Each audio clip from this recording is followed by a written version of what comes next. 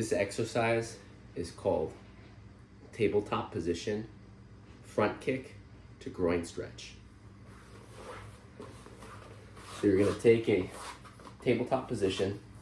I recommend, especially if you have tight wrists, hands pointed out here, not forward. If your wrists are not tight, point them forward, it'll be a little more challenging. But pointing the hands out, lift up the hips. So this is our tabletop position. Hey, you don't have, for this specific exercise, you don't really need to be this high. You are going to rotate.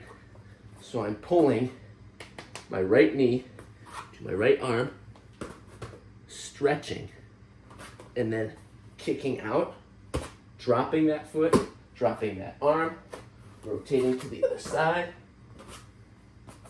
kicking out, dropping that foot, dropping that arm, rotating, kicking out, come back, kick in front.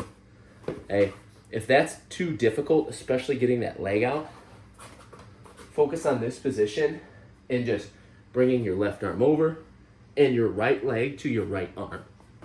All right, so the opposite way, my left leg to my left arm, bring my right arm over, and then move my left leg to my right arm.